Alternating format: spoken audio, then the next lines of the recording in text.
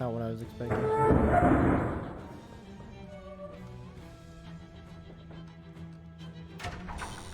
Oh, well, okay. Rushing to the foyer of the Black Mansion, Mario leads you up a corridor and down a flight of stairs to a huge basement laboratory. The room is dominated by massive whirling terror in space, seemingly confined to an arbitrarium frame. The president is typing furiously at a computer console nearby. She turns around momentarily when you enter. She glares at you, practically hissing. I knew I shouldn't have trusted that idiot Noel to deal with you. I noticed the shadow flows drop action and ambient levels. I assume that was your doing? Yeah, I busted you with weird pillars. Oh no. I'd be real upset if you weren't to it. Portal was open after I make these last few calibrations. The Emperor of all shadows will be summoned to this place to kneel before me. I will rule this universe not as President Shadow, but the Empress. It's much bigger than I was like. Yeah, well, go big or go home, right? Anyway, don't try to stop me. Without my attention at this console to keep the reaction steady, this thing could implode and turn the whole tri-state area into a smoking crater. Ah, there's the Perry the Platypus reference. Sure, whatever, just don't pester me unless you want everyone who ever heard of you to die.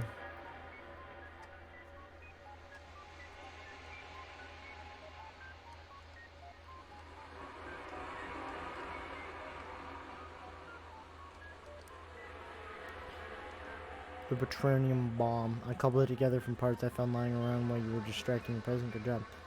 Oh, no problem. Yeah, that was intentional. But, what's your plan exactly? From what she said, it sounded pretty bad to mess with this thing. She's trying to summon something, right? I figure by applying enough pressure at just the right moment, we can reverse the flow and make it an out portal instead of an in portal. Sucker into space is no more problem. Well, not exactly. Or rather, yes, but that's not the end of it. We'll also have to take care of whatever's waiting on the other side of that portal. Ooh, you're saying I have to go through and fight it, aren't you? I don't know if it'll be a little fight or what, but yeah, that's the long and short of it, kiddo. This is the end game, and there's no coming back out from this. Are you ready? Yep. Let me look around.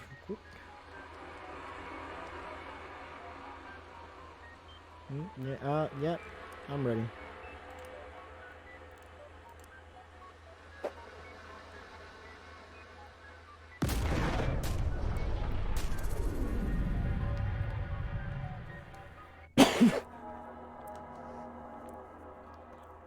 Do we actually get to fight something, or are we just... Inner machines and a sizable chunk of the floor appear in the middle of a pale void lit by the vast, just arrived light of stars that burned out uncountable eons. No, what did you do? Do a little monkey wrench on your plans? Don't try to act cool about this. You don't have the slightest idea what kind of power you're messing with, man. Like what? You see a hovering swarm of giant moths and eyes. You get the feeling that this is your brain's best attempt to render what you're actually saying in a way that won't simply annihilate your mind. Particularly that. Oh. Was this whole deal just a giant monkey's paw? Like, did I achieve ultimate power, but also get cursed to be constantly surrounded by morons?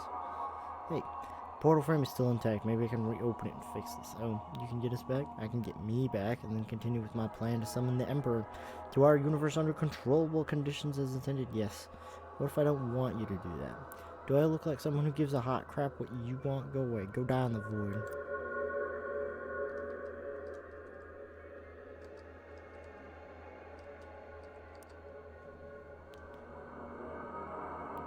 Johnson Christ, if I had brought a gun with me, you would be so dead right now. Okay, I don't think I'm going to actually be able to talk her out of it. Oh, hello.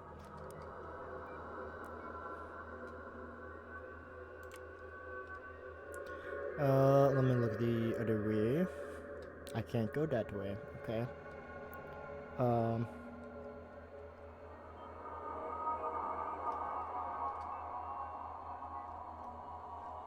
Let me try interrupting her first. No, but I will string you with my bear. Okay. Hello. Welcome to my realm. What are you? I am what the shadow is the shadow of. The living.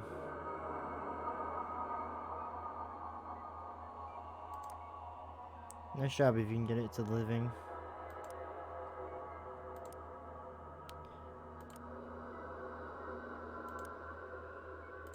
Alright. Oh, we get Gabby. Alright. Oh,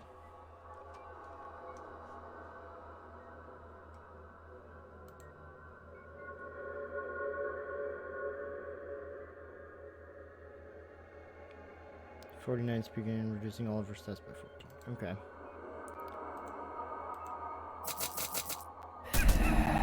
Immune to bleed. Audie the hobo, you get more help. Okay. Immune to bleed, poison, and on fire. So I just have to do raw damage. Okay.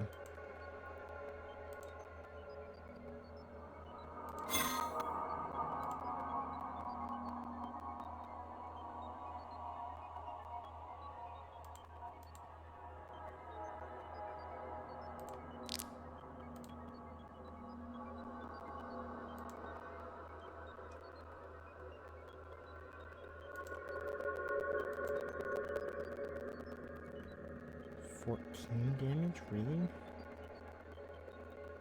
Oh, your muscle is stupidly high. Okay.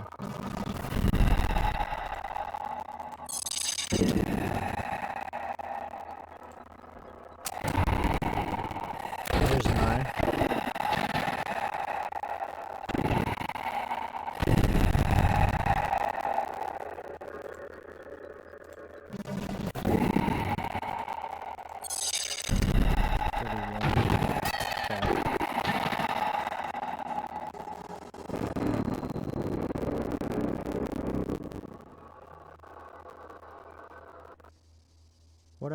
What?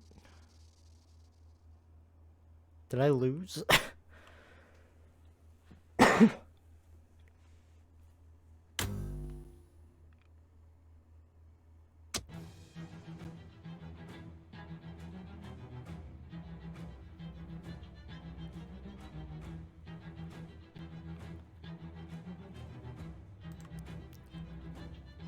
By the way, your ruined body just through nothingness forever.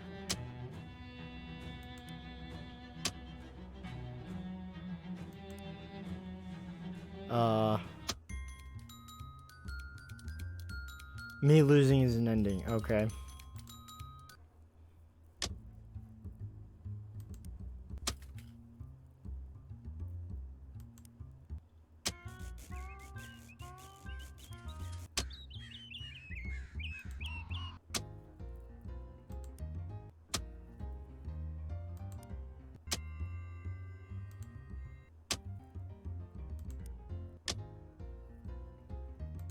Try to rush this. I'm trying. Alright, let's... Oh, come a skater! He's real! I have to wait for the text to actually pop up before I can move on. Yes! Alright.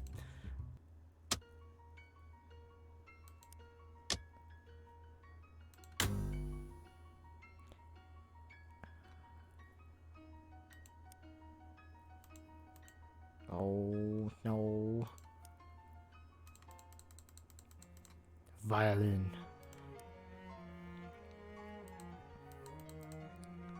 Alright. I have to wait a certain amount of time. Chaos Monkey. Development pets, alright.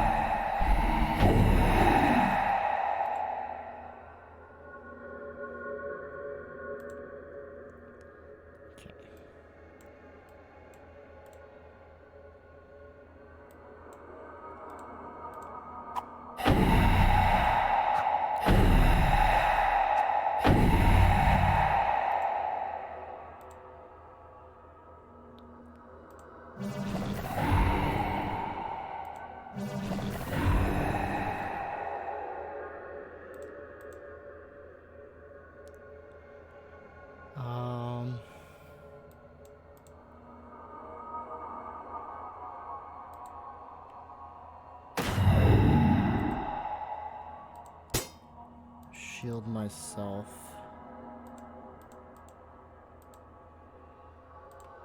Where's my masculinity? It's not really more damage.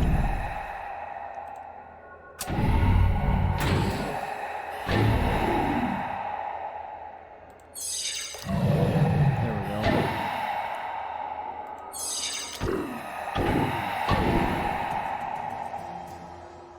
Yes, I did it. Whoa.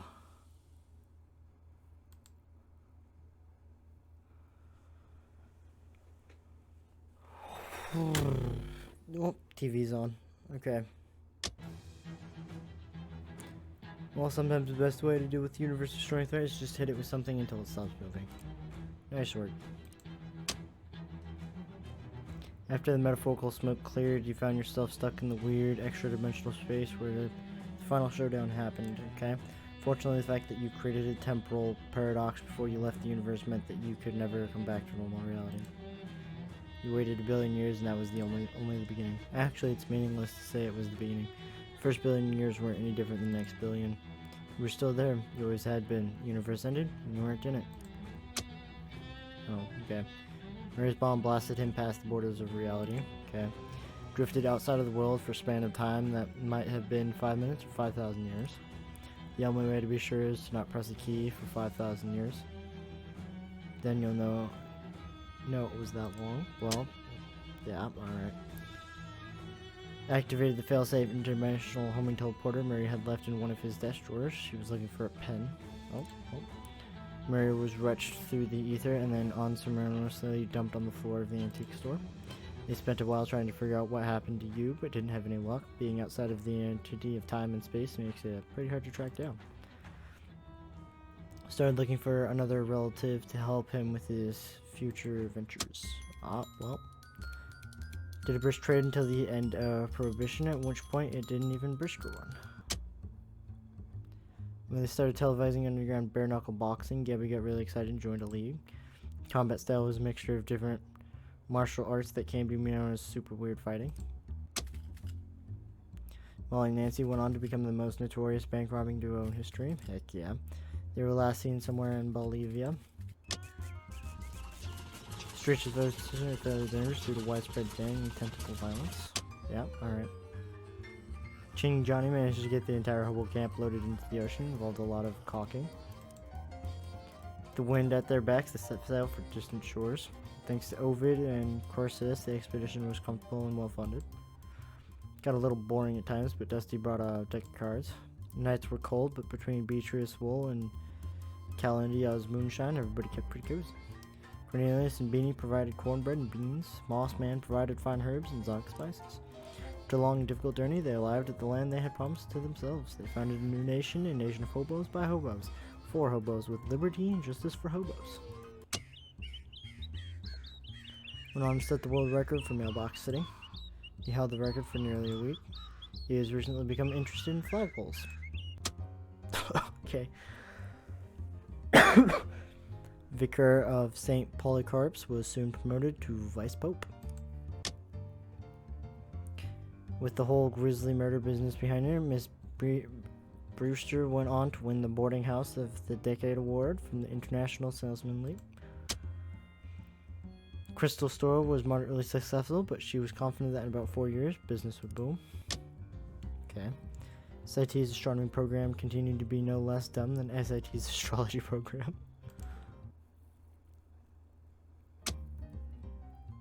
Championship tournament remains the crowning achievement of the SIT food fight team. This is mostly true because they never won another one before the program was cancelled. Sad. 1981, Much Hedge was acquired by the Stonehenge Corporation, renamed Stonehenge Mud, and shut down.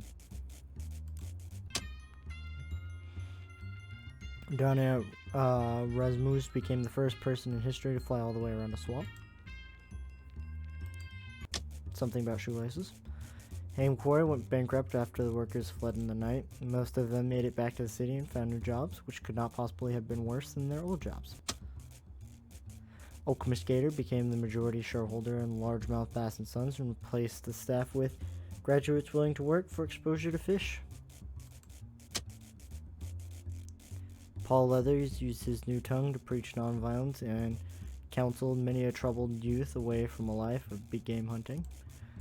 John Leathers was convicted of male manslaughter and is preparing himself to be sent to a penal colony on Mars. Okay. Bragging after you prove his theory about big hands. Plant Kid will happily wear Moss Man's mustache for the rest of his life. Chemist Kid is still reeling from the smell of wisp you brought her. Radio Kid still proudly wears the feather you brought him from Baba Yaga. Kid with the wrench still tells stories about the time you captured Garnajawa. Fly Girl is still grateful for the chest hair you brought from her at Fellenberg. Mole Ross Place remained uninhabited until the 1990s when it became a hotbed for swinging sexy singles. Alright. No natural predator to thin their numbers. McMillicuddy's sheep bred out of control. He went on to become the region's primary supplier for both mittens and mutton. Okay. Maisie Mays stay pretty much exactly the same. Okay, forever. Billy made sure of that. Alright. Good job, Billy. Rufus emerged from his portal somewhere deep underground. He didn't know where he was, but he knew he was one step closer to his brother. That was all that mattered.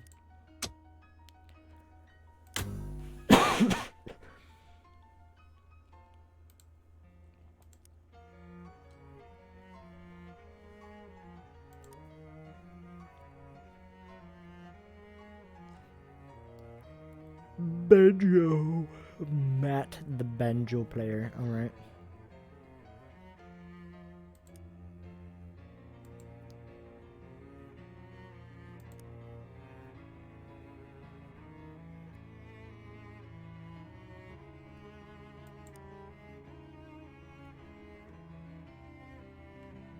Loki the cat. Okay.